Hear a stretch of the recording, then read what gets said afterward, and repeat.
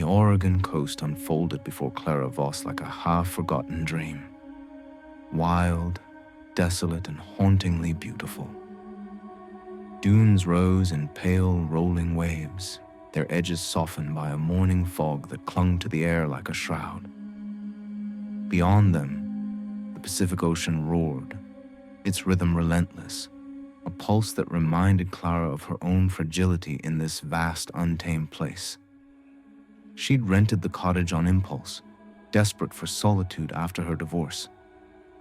Her novel, a tangled mess of half-written pages, needed a quiet place to come alive. In this weathered shack, perched on the edge of a coastal desert, felt like the answer. Its grayed wooden walls bore the scars of salt and wind, its windows cloudy with years of neglect. But to Clara, it was a sanctuary, a place to stitch herself back together, one word at a time. She dragged her suitcase inside, the door groaning on rusted hinges. The air carried the scent of damp wood and old paper, and the single room was smaller than the photos had suggested. A sagging couch faced a stone fireplace. A wobbly table held a chipped teacup, and a narrow bed sat in the corner, its quilt faded but clean. Clara set her typewriter on the table, its keys catching the faint sunlight that pierced the fog. She smiled faintly. This was what she needed. No noise, no neighbors, just her and the words. The day passed in a quiet blur. Clara unpacked her notebooks, arranged her pens, and took a walk along the dunes, letting the cool sand slip through her fingers. The ocean's roar was a steady companion, grounding her in its predictability. She met Eli Carter, a fisherman who lived a half-mile down the coast, when he dropped off a bundle of firewood. His hands were rough, his eyes sharp, and his voice carried the weight of someone who'd weathered too many storms. "Watch the tides out there," he said, nodding toward the dunes. "They shift quick. People get lost if they don't pay attention." Clara nodded, brushing off the warning. She wasn't here to wander. She was here to work. Eli lingered, his gaze drifting to the horizon. "And don't go too far into the dunes at night," he added, his tone almost too casual. "Fog makes it hard to find your way." His eyes held something, caution, maybe fear, that made Clara's skin prickle. She thanked him and watched his rusted pickup disappear into the dunes, and the engine's hum swallowed by the vastness. That night, Clara lit a fire and settled at the table with a mug of tea, the typewriter waiting patiently. The fog had thickened, pressing against the windows like a living thing, muffling the ocean's roar. She was about to type when she heard it. A whisper, soft but sharp, curling through the air. Clara. Her name spoken just beyond the walls. She froze, her heart thudding. The wind, she told herself, just the wind slipping through the cracks. But when she glanced at the window, something flickered. A distortion in the glass, like a shadow twisting the light. She blinked, and it vanished, leaving only her pale reflection staring back. She stood, her chair scraping the floor, and crossed to the window. The fog was too dense to see beyond, but she pressed her face close, her breath fogging the glass. Nothing. Just the endless gray of the night. Her pulse refused to slow. Turning back, her eyes caught on a loose floorboard near the fireplace. Curiosity pulled at her, and she knelt, prying it up. Beneath was a small leather-bound journal, its pages brittle and yellowed. The first entry, in spidery handwriting, read, "The whispers started on the third night. I thought it was the wind, but it knew my name." Clara's hands shook as she read, the fire casting long shadows that danced across the walls. Outside, the whisper came again, louder. Her name carried on a gust that made the window shudder in its frame. The fog didn't lift the next morning. It hung over the dunes like a heavy curtain. swallowing the horizon and muting the ocean's roar to a distant murmur. Clara Voss woke with the journal still clutched in her hands, its brittle pages creased from where she'd gripped it too tightly. The fire had burned to embers, leaving the cottage cold and dim. Her neck ached from sleeping at the table, but it was the memory of that whisper, Clara, that kept her from moving. It had been so clear, so close, like someone standing just outside. She told herself it was nothing, just the wind playing tricks. But the journal's words gnawed at her. It knew my name. She set the journal down and forced herself to move, brewing coffee to shake off the unease. The cottage felt smaller today, the walls pressing in, the windows blind with fog. She tried to focus on her novel, her fingers hovering over the typewriter. But the words wouldn't come. Her mind kept drifting to the journal, its spidery handwriting hinting at something she didn't want to believe. The previous tenant, whoever they were, had heard the same whisper. They'd seen something in the dunes, too. Something that watched them. Clara shook her head. She was a writer, not a ghost hunter. She wasn't about to let some old diary unravel her. Still, she couldn't resist flipping through its pages. The entries were disjointed, written in bursts of panic. The whispers come at night. Always at night. They're louder when the fog is thick. Another page. I saw it in the dunes today. A shape that moved when I didn't. Too tall, too thin. Clara's stomach twisted. She snapped the journal shut and shoved it into a drawer, determined to focus. But the cottage was too quiet. The kind of quiet that felt like it was waiting for something to break it. Needing air, Clara grabbed her jacket and stepped outside. The dunes stretched endlessly, their pale curves vanishing into the fog. The air was damp, carrying the sharp tang of salt and seaweed. She walked toward the ocean, hoping the rhythm of the waves would ground her. But the dunes felt different today. Watchful, almost alive. The fog distorted distances, making every shadow seem to shift just out of sight.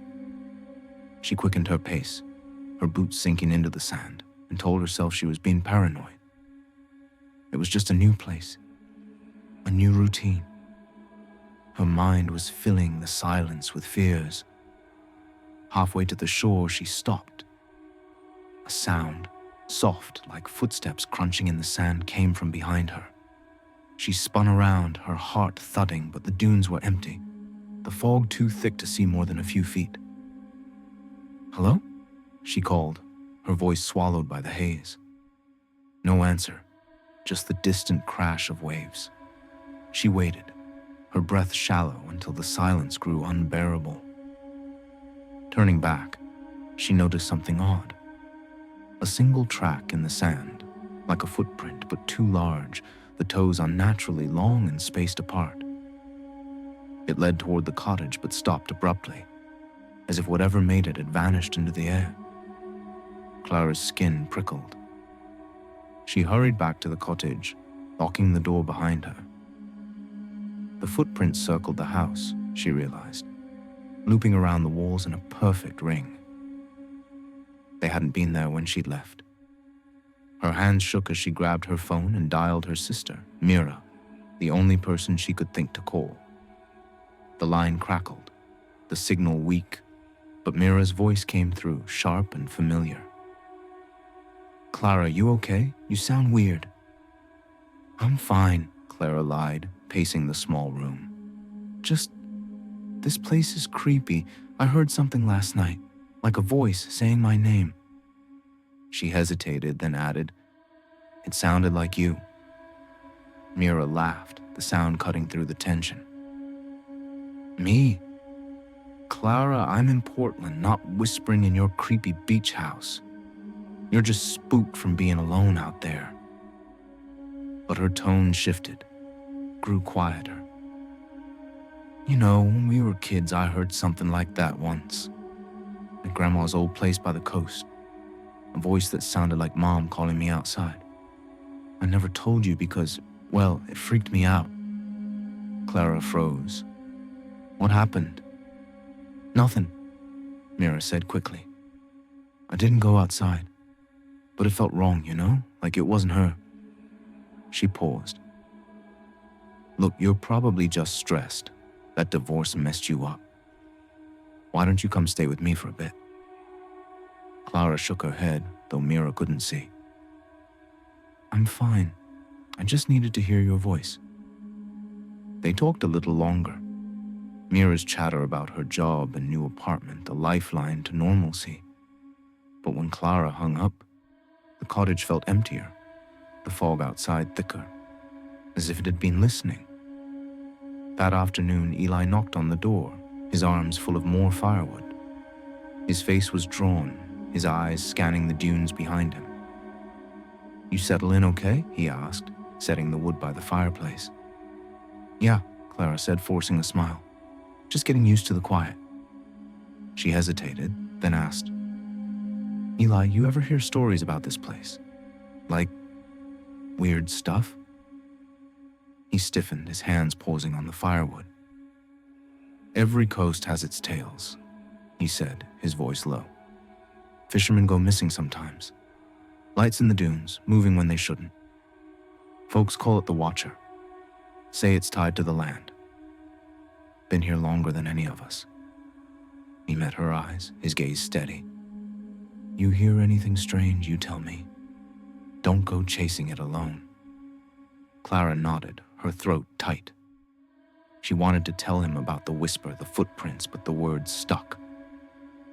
Eli left, promising to check in tomorrow, and Clara locked the door again, her eyes drifting to the drawer where the journal hid. She didn't open it. Instead, she sat at the typewriter, forcing herself to type, to fill the silence with the clack of keys. But the words felt hollow, her focus shattered by every creak of the cottage, every gust of wind against the windows. Night fell, the fog denser than ever, turning the world outside into a gray void. Clara lit candles, the fire too weak to fight the chill. She was halfway through a sentence when the whisper came again, sharper this time, right outside the window. Clara, come see. It was Mira's voice, clear as day, but wrong, flat, like a recording played too slowly. Clara's heart slammed against her ribs. She didn't move, didn't dare look at the window. The glass rattled, a soft tap, tap, tap like fingers testing the frame. She forced her eyes to the typewriter, willing herself to stay calm. But then the keys moved. Slowly, deliberately, they pressed down, one by one, spelling out a single word across the page. Clara. Over and over, the typewriter clacked, her name filling the paper, the sound deafening in the silent cottage. The cottage felt like a trap now, its walls closing in as the fog pressed thicker against the windows. Clara Voss hadn't slept after the typewriter incident. Her name still sprawled across the page in jagged, uneven letters. The journal lay open on the table, its pages taunting her with warnings she could no longer ignore. It knows my name. It watches from the dunes. The words blurred in her vision, her hands trembling as she tried to make sense of it all. The whispers, the footprints, the typewriter. They weren't her imagination.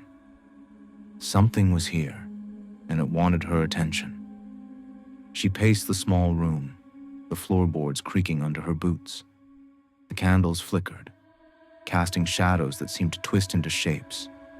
Tall, thin, wrong. She'd locked the door, checked the windows, but the cottage no longer felt like a sanctuary. It was a cage, and whatever was outside was circling closer. She needed answers, not just for her sanity, but to survive the night. Eli's words echoed in her mind. Don't go chasing it alone. But waiting wasn't an option anymore. She grabbed a flashlight, her coat and the journal, stuffing it into her pocket. If the dunes held the truth, she'd find it. The night was colder than before, the fog so dense it felt like wading through water. Clara stepped into the dunes, the sand crunching underfoot, her flashlight beam cutting a narrow path through the gray. The ocean's roar was muffled, distant, as if the fog had swallowed it whole. She followed the faint trail of those strange footprints, their unnatural shape barely visible now, half erased by the wind. Her heart pounded, every instinct screaming at her to turn back, but she pressed on, driven by a need to understand what was hunting her. The dunes seemed endless, their curves disorienting in the fog. Then she saw it, a circle of stones half buried in the sand, just as the journal described. They were ancient, weathered, arranged in a perfect ring about 10 feet across. The air here felt heavier, charged, like the moment before a lightning strike. Clara knelt, brushing sand from one of the stones. It was carved with faint symbols, spirals, and lines that seemed to pulse under her touch. The journal had called this place a boundary, a line the watcher couldn't cross. But as she stood within the circle, the whispers returned, sharper now, a chorus of voices overlapping. "Clara, stay. Clara, see." She spun around, her flashlight beam darting through the fog. A shape loomed at the edge of the circle, a tall, shifting figure, too thin to be human, its edges blurring like smoke. Its eyes were black voids, glinting in the faint moonlight that pierced the fog. Clara's breath caught, her legs frozen. The figure didn't move, didn't step closer, but its presence was suffocating, a cold weight that pressed against her chest. "What do you want?" she whispered, her voice barely audible over the wind. The whispers grew louder, now mimicking Eli's gruff tone. "Come closer, Clara. See the truth." She stumbled back, nearly tripping over a stone. The figure shifted, its form flickering like a bad signal. And for a moment she swore it smiled, a thin, unnatural slash across its face. Panic surged, and she bolted from the circle, running blindly through the dunes, the journal thumping against her thigh. The whispers chased her, weaving through the fog, her name echoing in a dozen voices, Eli's, Mira's, her own. She reached the cottage, slamming the door behind her, her chest heaving. The room was colder now, the candles snuffed out, the fire dead. The windows rattled, harder than before, and the whispers didn't stop. They were inside now, curling from the corners of the room. Clara grabbed the journal, her hands shaking as she tore through its pages for answers. The final entry was scrawled in desperation. "Burn it. It's the only way to make it angry enough to show itself." Without thinking, she tossed the journal into the fireplace, striking a match. The pages caught instantly, flames licking at the brittle paper, filling the room with acrid smoke. The whispers turned to a scream, a piercing, inhuman wail that made the windows shake. Clara clapped her hands over her ears, her vision blurring as the room seemed to warp, the walls bending inward, the door rattling in its frame. She stumbled to the table, grabbing her phone to call Eli, but the screen flickered, the signal dead. Then a knock at the door, sharp, insistent. "Clara." It was Mira's voice, clear and urgent. "Clara, let me in." Clara froze, her hand hovering over the lock. Mira was in Portland, hours away. She hadn't told her sister where the cottage was, not exactly. The knock came again, harder. "Clara, please, it's cold out here." But the voice was wrong, too flat, like the whisper from the dunes. Clara backed away, her heart pounding. The door shook, the wood splintering slightly, and through the window she saw it. The figure from the circle, its black eyes locked on her, its mouth stretched into that horrible smile. She screamed, scrambling for something, anything to defend herself. The journal's ashes smoldered in the fireplace, and she remembered Eli's story about the fishermen, the lights, the watcher tied to the land, and Mira's words about their grandmother, who'd lived on this coast, who'd spoken of a guardian that demanded respect. Clara's mind raced. Was this thing tied to her family? Had she woken it by coming here? The door burst open, but it wasn't the figure. It was Mira, her face pale, her hair wild from the wind. "Clara, what the hell is going on?" she demanded, slamming the door shut behind her. Clara stared, her mind reeling. How are you here?" "I drove all night," Mira said, her voice shaking. "You sounded terrified on the phone. I couldn't just stay away." She glanced at the smoldering fireplace, the warped room, the flickering lights. What is this place? Clara's throat tightened.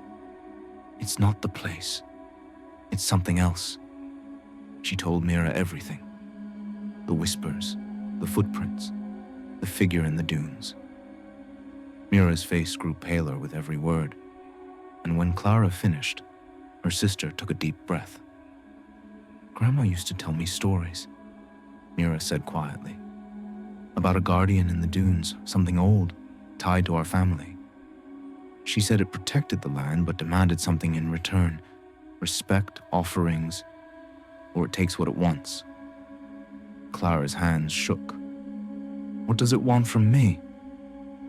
Mira didn't answer, her eyes fixed on the window. The figure was gone, but the whispers were back, softer now, almost pleading. "Clara, finish it." Mira grabbed her hand, pulling her to the table. "Grandma left a chant, something to calm it. We have to try." They found a bag of salt in the kitchen, scattering it in a circle around them as Mira recited words she barely remembered. A rhythmic murmur in a language Clara didn't know. The whispers faded, the air lightening, the cottage settling into an uneasy calm. But as they sat, catching their breath, Clara noticed the journal's ashes in the fireplace. They'd reformed into a single page, unburned, with new words in her own handwriting. "It's not over. I'll come back." The cottage was silent now, the salt circle scattered across the floor like a broken promise. Clara Voss and her sister Mira sat huddled at the table, the air heavy with the scent of burnt paper and salt. The reform journal page, its words scrawled in Clara's handwriting. "It's not over. I'll come back," lay between them, untouched, as if it might burn their fingers. The whispers had stopped, the windows no longer rattled, but the calm felt fragile, like glass ready to shatter. Clara's hands shook as she poured tea, the mug's warmth doing little to chase away the chill in her bones. Mira's eyes darted to the windows, her face pale, her lips still moving silently through their grandmother's chant. "We can't stay here," Clara said, her voice hoarse. "It's not gone. It's waiting." She glanced at the journal page, its words taunting her. The watcher, whatever it was, ghost, guardian, or something older, had marked her. She felt it in the way the air seemed to watch her, in the shadows that lingered too long in the corners. Mira nodded, her fingers twisting the hem of her sweater. Grandma's stories. She said the guardian demanded something, always. If we don't give it what it wants, it'll keep coming. Her voice cracked. "Clara, what if it's not just tied to the land? What if it's tied to us?" The thought hit Clara like a wave, cold and suffocating. Their grandmother had lived on this coast, had spoken of offerings, rituals, a pact with something ancient. Clara had dismissed it as folklore, but now, with the watcher's eyes burned into her memory, she wasn't so sure. "What kind of offering?" she asked, dreading the answer. Mira hesitated, then stood, crossing to the fireplace. She sifted through the ashes, pulling out a small, unburned scrap of the journal. It was a sketch, a crude drawing of the stone circle in the dunes, with a figure standing at its center, arms raised.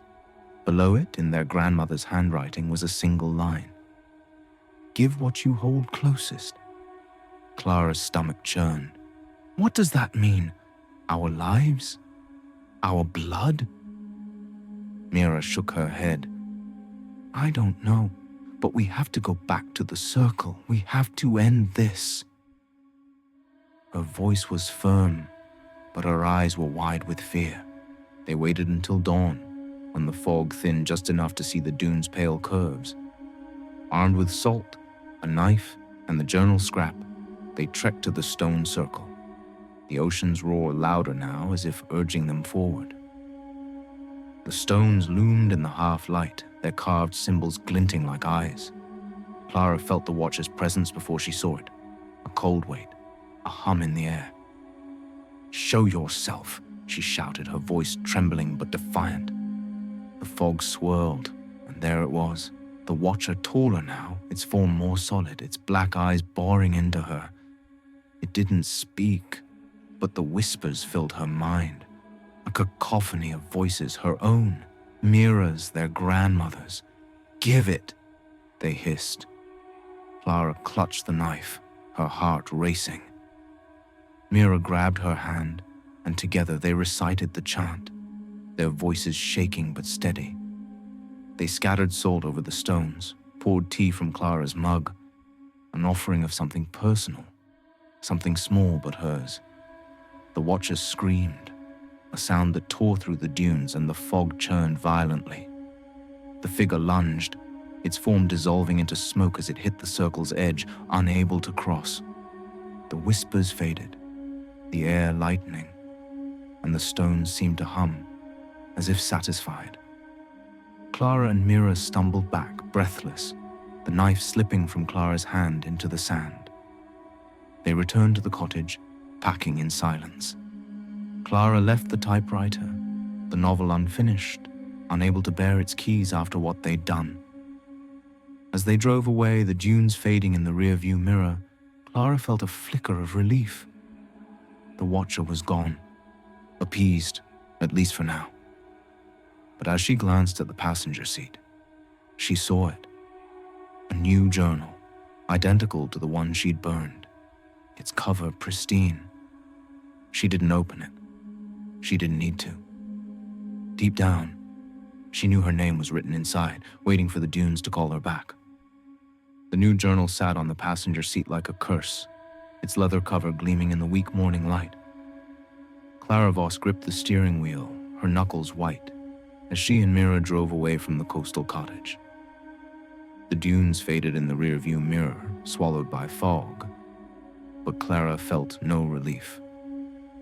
The Watcher's presence lingered, a cold weight in her chest as if its black eyes were still watching from somewhere beyond the horizon.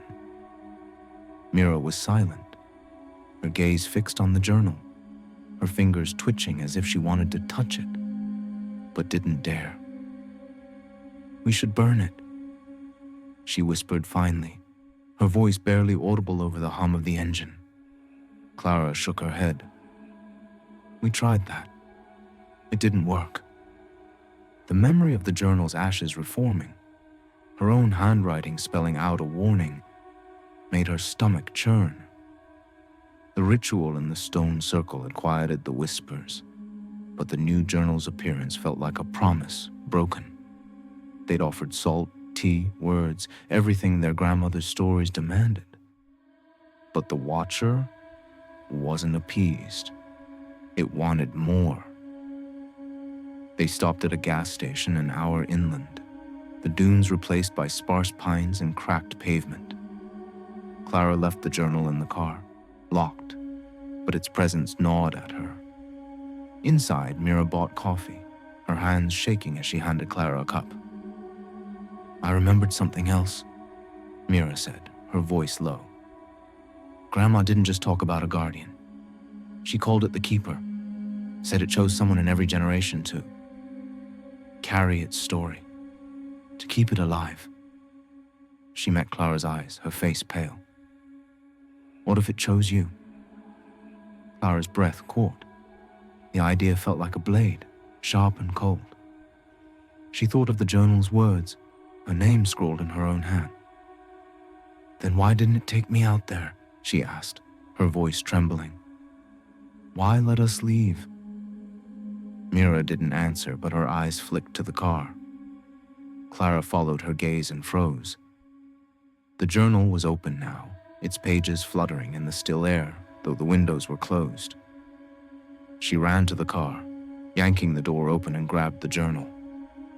A new entry filled the first page, written in her handwriting. You can't leave. The keeper needs a voice.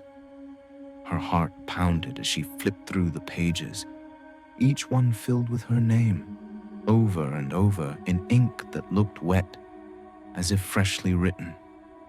Panic surged. Clara slammed the journal shut and threw it into the trunk, but the air around her shifted, heavy with that same charged hum from the stone circle. A whisper curled through the parking lot, soft but unmistakable. Clara, stay. It was her own voice this time, echoing from nowhere. Mira grabbed her arm, pulling her back to the car. Drive, she hissed. Now! Clara floored the gas, the tires screeching as they peeled out. The road blurred, pines flashing by, but the whispers followed, louder now, a chorus of her own voice. You're mine, they said, the words sinking into her skin. She glanced in the rearview mirror and stifled a scream. The watcher sat in the back seat, its thin form hunched, its black eyes locked on hers. Mira didn't see it, her focus on the road. But Clara felt its breath, cold and rancid, against her neck. She swerved, the car skidding onto the shoulder. Mira shouted, but Clara couldn't hear her over the whispers. She stumbled out, the journal in her hands, and ran toward a ditch, desperate to be rid of it. But as she raised it to throw, the pages opened, and a new line appeared. You are the keeper now. The watcher's form flickered beside her, its smile wide and wrong, and Clara realized the truth. It wasn't the dunes or the cottage, it was her. She'd been chosen, bound to the keeper's story, her novel forever unfinished. She dropped the journal, backing away, but the whispers didn't stop. They were inside her now, a part of her, promising to return whenever she tried to write, to live, to forget. As Mira pulled her back to the car, Clara saw the journal lying in the ditch, its pages blank again, waiting for her next words.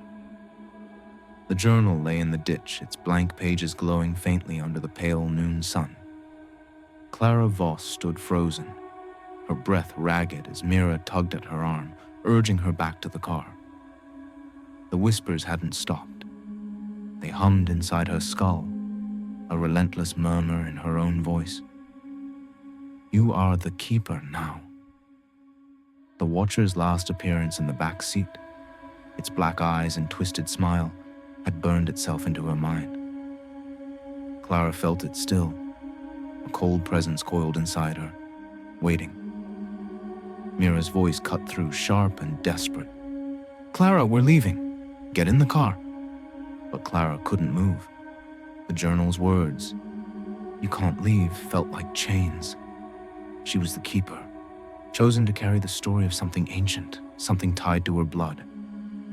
Mira, oblivious to the whispers, climbed into the driver's seat, slamming the door. We're done with this place, she shouted. Clara glanced at the journal one last time, its cover pristine despite the dirt, and stumbled back to the car. As they sped away, the pines blurred into a green haze, but the whispers grew louder, weaving her name into a chant. They reached Portland by dusk, Mira's apartment a stark contrast to the cottage's damp isolation. Bright lights, warm walls, the hum of city life. Clara sat on the couch clutching a mug of coffee, but the normalcy felt wrong, like a mask.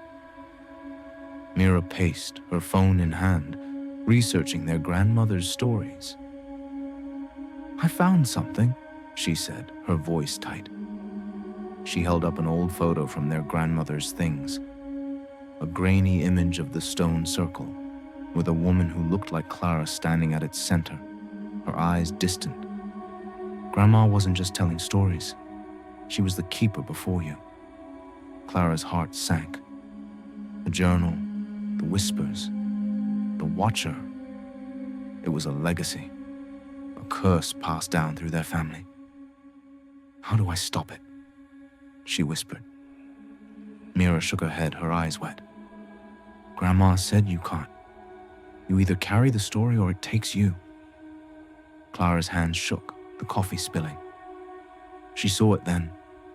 A flicker in the apartment's window, a shadow too tall, too thin, watching from the street below. The whispers surged, her voice now joined by her grandmother's. Tell it. Desperate, Clara grabbed a notebook, her hands moving before she could think. She wrote, the words pouring out. Stories of the dunes, the keeper, the stone circle, her fear. The whispers softened, as if satisfied, but the shadow remained outside, its eyes glinting. Mira watched, horrified, as Clara filled page after page, her handwriting frantic. Stop, Mira begged, but Clara couldn't. The keeper needed a voice, and hers was the price. Hours later, the notebook was full, the whispers silent. Clara collapsed, exhausted, and the shadow gone. Mira burned the notebook in the sink, the flames casting eerie light across the room. It's over, she said, but her voice trembled. Clara nodded, wanting to believe it, but as she packed to leave Portland, she found a new journal in her bag. Blank, waiting. She froze, her breath catching. In the reflection of Mira's window, she saw her own face, but her eyes were black, her smile wrong. What's your story? Share it below.